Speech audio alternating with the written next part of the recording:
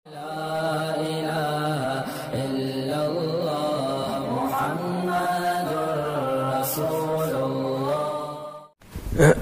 اللہ الرحمن الرحیم۔ دیکھیے، رسول اللہ صلی اللہ علیہ وسلم کی پیدائش کے موقع پر پہلی بات تو یہ کہ صحابہ کرام نے یوم پیدائش کو نہیں منایا اور نہ یوم وفات کو منایا ہے۔ کوئی بھی چیز جب دین سمجھ کے کی جاتی ہے تو اس کے لیے قرآن و سنت سے ثبوت کا ہونا ضروری ہے۔ اگر ہمیں یوم پیدائش کے حوالے سے ہمارے پاس کوئی بھی تعلیمات نہ ہوتی تو بھی اتنا کافی تھا اس بات کے لیے کہ ہم یوم ولادت کو باقاعدہ سیلیبریٹ نہیں کر سکتے یا یوم وفات کو برسی نہیں منا سکتے ہم، لیکن ہمیں کچھ احادیث ملتی ہیں جن سے ہمیں اشارہ ملتا ہے کہ اگر نبی کا کسی کو یوم ولادت معلوم ہو تو اس یوم ولادت کو پھر نبی نے کیا کیا ہے۔ ہمارے پاس مشہور حدیث ہے بخاری مسلم کی کہ آپ صلی اللہ علیہ وسلم پیر کے دن کا روزہ رکھتے تھے۔ صحابہ نے پوچھا کہ یا رسول اللہ آپ کیوں روزہ رکھتے ہیں؟ تو آپ نے فرمایا یہ میرا پیدائش کا دن ہے۔ تو اس سے ہمیں کیا پتہ چلا کہ دیکھیے روزہ اور تہوار جمع نہیں ہو سکتے، یعنی عید اور روزہ جمع نہیں ہو سکتے۔ آپ جب کسی بھی چیز کو سیلیبریٹ کرتے ہیں یا مناتے ہیں تو روزہ رکھ کے نہیں مناتے۔ بالکل۔ مثال کے طور پر آپ کو کوئی خوشی پہنچی ہو، آپ کا بیٹا امتحان میں پاس ہو گیا، تو آپ یہ نہیں کہیں گے کہ بھئی چونکہ میرا بیٹا امتحان میں پاس ہو گیا لہذا میں کھاؤں گا نہیں اب، ٹھیک ہے نا۔ کھانے سے پرہیز کر کے خوشی نہیں منائی جاتی، کھلا پلا کے خوشی منائی جاتی ہے۔ تو آپ صلی اللہ علیہ وسلم نے پیر کے دن روزہ رکھ کے یہ ثابت کر دیا، گویا امت کو یہ سبق دے دیا کہ میرا جو یوم ولادت ہے اس کو باقاعدہ سیلیبریٹ نہیں کیا جا سکتا۔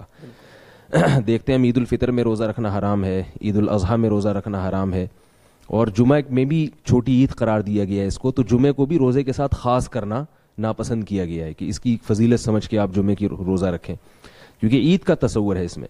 تو ایک تو ہمیں یہ ہدایات ملتی ہیں، دوسری ہمیں اگر ہم قرآن و سنت پہ اور شریعت کے مزاج پہ غور کرتے ہیں تو ہم دیکھتے ہیں کہ بھئی یہودیوں کے لیے جو دن تھا وہ ہفتے کا دن تھا، جو ان کی گویا چھوٹی عید تھی، جو مقدس دن تھا، ہفتے میں سب سے بڑا دن تھا وہ۔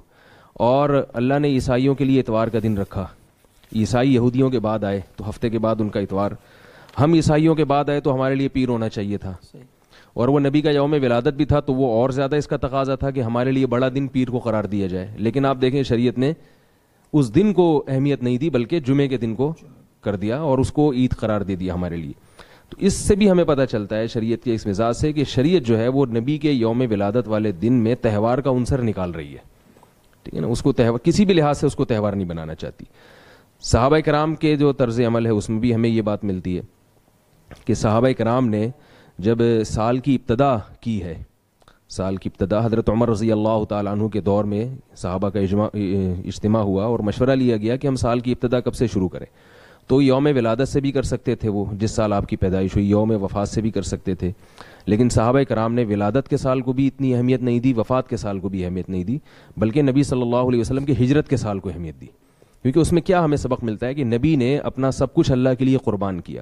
تو جب بھی سال تبدیل ہوگا تو ہمارے ذہن میں یہ آئے گا کہ جیسے اب 1439 چل رہا ہے، 1439 ہجری کا یہ ربیع الاول چل رہا ہے اور آج 13 تاریخ شروع ہو چکی ہے اس کی، تو 1439 کا لفظ جب آئے گا تو اس کا مطلب ہے کہ نبی کو اللہ کے لیے قربانی دیے ہوئے 1439 سال ہو چکے ہیں، 38 سال ہو چکے ہیں، 39واں شروع ہو چکا ہے، یا 39 ہو چکے ہیں اور 50واں شروع ہو چکا ہے۔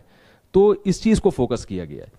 دوسری بات، اس میں یوم ولادت کو باقاعدہ سیلیبریٹ کرنے میں، اس کو باقاعدہ منانے میں ایک اور خرابی بھی ہے کہ اس پر کوئی بھی مسلک ہو، تمام مسلک کے علماء کا اس پر اجماع ہے کہ سالگرہ منانا جائز نہیں ہے۔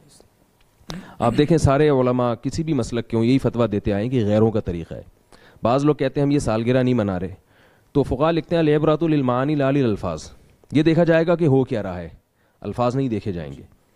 آپ اگر کسی کو ایک چیز دیتے ہیں، اپنا مکان بیچتے ہیں اور اس کی 1 کروڑ روپے آپ لیتے ہیں اور آپ یہ کہتے ہیں میں مکان کسی کو گفٹ کر رہا ہوں 1 کروڑ کے بدلے میں، تو نام تو گفٹ کا استعمال ہو رہا ہے، ہدیے کا استعمال ہو رہا ہے، مگر چونکہ آپ 1 کروڑ روپے اس سے لے رہے ہیں تو اس کو ہم کیا کہیں گے، اس پہ بیع و شراء کے، خرید و فروخت کے حکام جاری ہوں گے۔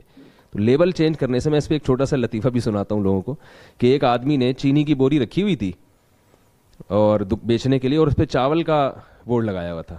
کسی نے کہا ہے یہ چینی اور آپ نے لیبل چاول کا لگایا ہوا ہے، تو یہ کیا ہے؟ اس نے کہا یہ مکھیوں کو دھوکہ دینے کے لیے کیا میں نے، ٹھیک ہے نا۔ تو مکھیاں جو ہے وہ دھوکے میں نہیں آئیں گی، تو لیبل چینج ہونے سے کچھ نہیں ہوتا۔ یوم ولادت کو سیلیبریٹ کرنا یہ ہے سالگرہ.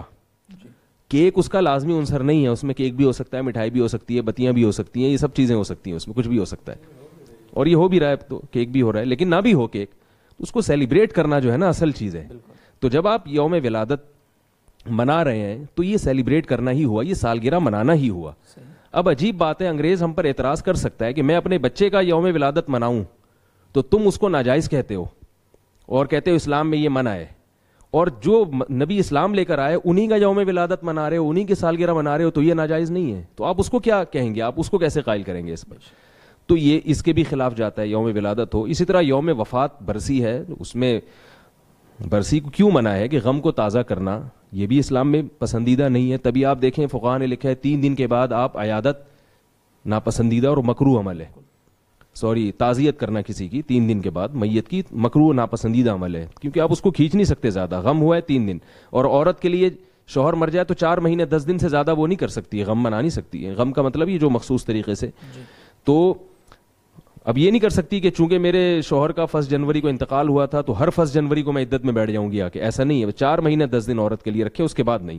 اور عام حالات میں جو آپ غم کو کسی حد تک آپ جو یعنی تعزیت وغیرہ کر کے شیئر کر سکتے ہیں وہ 3 دن رکھا گیا ہے, تو ایک لمٹ کر دی. تو برسی کا بھی تصور اسلام میں نہیں ہے کہ یوم وفات منایا جائے, اور اسلام میں سالگرہ کا بھی تصور نہیں ہے. تو اس لیے میں یہ سمجھتا ہوں کہ میں کیا جو بڑے علماء ہیں وہ سب یہ کہتے ہیں کہ یوم ولادت کو باقاعدہ سیلیبریٹ کرنا یہ غلط ہے. آج جمعے کے دن میرا اس موضوع پر بہت تفصیلی بیان ہوا ہے, تو جو بھی سننے والے لوگ ہیں میں ان سے کہوں گا کہ وہ ابھی اپلوڈ ہوا نہیں ہے, نیٹ ورک کیونکہ آج صحیح نہیں چل رہا تھا, اس لیے وہ فیس بک پہ لائیو بھی نہیں جا سکا, کیونکہ نبی صلی اللہ علیہ وسلم کی خوشی میں موبائل بند ہوئے ہیں, ٹھیک ہے نا, تو جو ہے نا وہ روڈ بھی جام ہوئے ہیں اور موبائل بھی بند ہوئے ہوئے ہیں.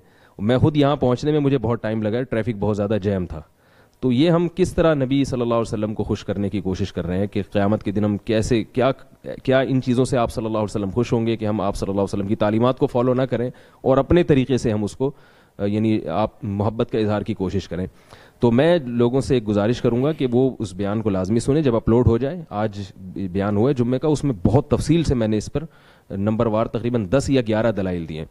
اور ایک آخری بات جو میں خلاصے کے طور پر کہ دیکھیں ہمیں جب بھی کسی سے محبت ہوتی ہے تو محبوب کو اپنی طریقے سے راضی نہیں کیا جاتا, بلکہ یہ دیکھا جاتا ہے محبوب کا مزاج کیا ہے, محبوب کا مزاج کیا ہے.